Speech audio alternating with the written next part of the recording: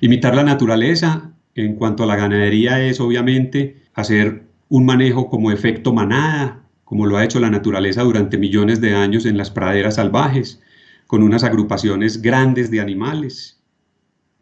que obviamente estas agrupaciones grandes de animales se hacen en torno a defensa de los depredadores. Y este consumo en manada de las pasturas produce obviamente un cambio de zonas permanente, porque ya el alimento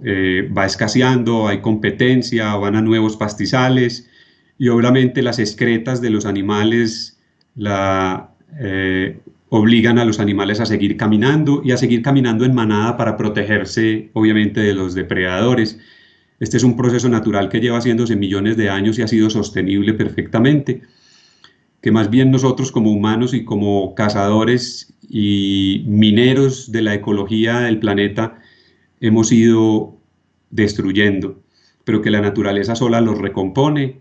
y obviamente los hace mejores y sostenibles. Entonces este efecto de depredador y esa eficiencia de la cosecha que hacen los animales por la competencia entre el pasto y por obviamente ir rotando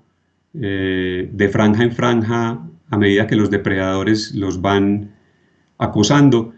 presenta unos efectos muy benéficos que vamos a ir viendo. Nosotros obviamente no tenemos en nuestra ganadería el efecto depredador como lo tiene la naturaleza, pero obviamente esa función corresponde al humano. Nosotros en realidad somos animales depredadores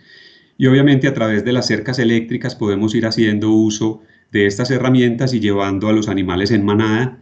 de manera que podamos obviamente hacer los efectos que la naturaleza propone. Aquí tenemos pues dos imágenes, dos ejemplos donde vamos actuando en ganadería de la mano de esos procesos naturales. Y el primer proceso que tenemos que entender es que hay una red alimentaria en el suelo y que las plantas son el corazón y el centro de toda esa red alimentaria, de toda esa cadena trófica, y que las plantas a través de la fotosíntesis van inyectando exudados producto de la fotosíntesis, azúcares y otros fotosintatos a las raíces, y las raíces hacen biodisponible todos esos nutrientes que inyecta la planta hacia el suelo en las bacterias y los hongos principalmente. Las bacterias y los hongos se alimentan de esos nutrientes y a su vez, en una relación simbiótica, los hongos y las bacterias le van devolviendo a la planta a través de sus raíces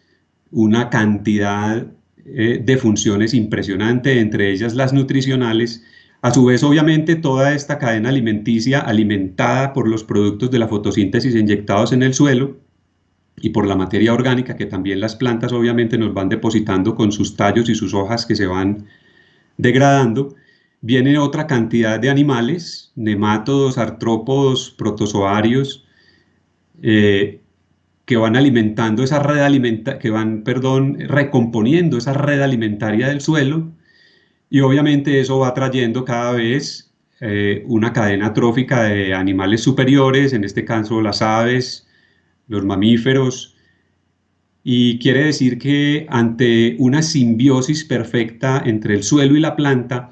todo esto se va a desarrollar armónicamente, donde ningún animal se convierte en plaga, porque obviamente ante un equilibrio en la cadena trófica ellos se van controlando automáticamente y eso presenta unos grandes beneficios para el sistema. Hablando de esas asociaciones microbianas en el suelo con las raíces, pues resulta que tenemos bacterias que fijan nitrógeno en el suelo. También hay formadoras de humus, constructoras de estructura, solubilizadoras de fósforo, detoxificadoras, activadoras del sistema defensivo de las plantas, mineralizadoras que otorgan obviamente una mejor cantidad y calidad de minerales a las raíces. Eso va directamente relacionado con el sistema inmune y la sanidad de las plantas. También hay formadoras de micorrizas, promotoras de crecimiento y obviamente bacterias celulolíticas. Así que definitivamente la naturaleza nos tiene todos los elementos en el suelo para nosotros no tener que depender de insumos externos, sino favorecer esa simbiosis entre obviamente la energía solar, las plantas, el suelo y los animales. Hablamos también de un suelo sano, miren la cantidad de de macro y microorganismos que tiene. Puede tener alrededor de 2 kilogramos por hectárea de hongos, 380 kilogramos de protozoarios, 320 kilos de algas por hectárea, una cantidad de mesofauna impresionante, 1.600 kilogramos de bacterias por hectárea, 800 kilogramos de lombrices por hectárea. Aquí hay una cantidad de interrelaciones en toda esta cadena trófica del suelo que lo único que hace es mejorar su fertilidad. Entre más actividad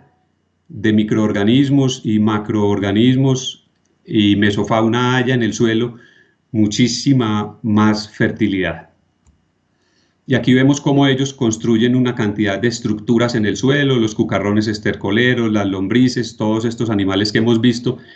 tienen ciudades enteras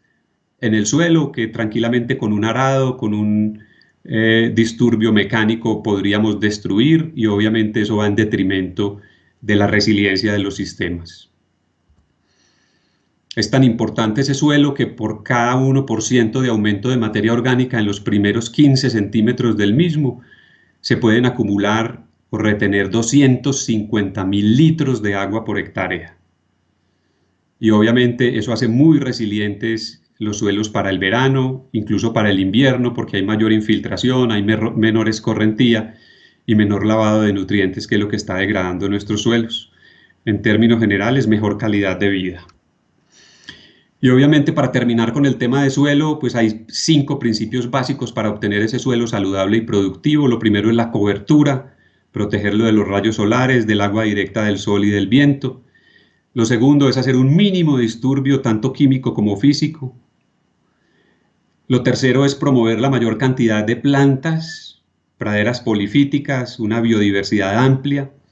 y que esas plantas permanezcan vivas la mayor parte del año. Para eso necesitamos unos consumos del forraje muy rápidos y que rápidamente los animales salgan de la pradera para la siguiente, y que esta pradera consumida empiece a hacer fotosíntesis rápidamente. No tener los animales durante mucho tiempo que nos van comiendo los rebrotes, y que obviamente estas plantas vivas están restringidas en buena parte del año cuando hacemos una mala práctica a, obviamente, la acumulación de energía solar. Y obviamente, como punto bien importante, es esa integración con los animales, porque ellos hacen un reciclaje de nutrientes, ellos vuelven y depositan microorganismos a través de sus heces y de su orina, una cantidad de nutrientes importantes para que el sistema sea mucho mejor.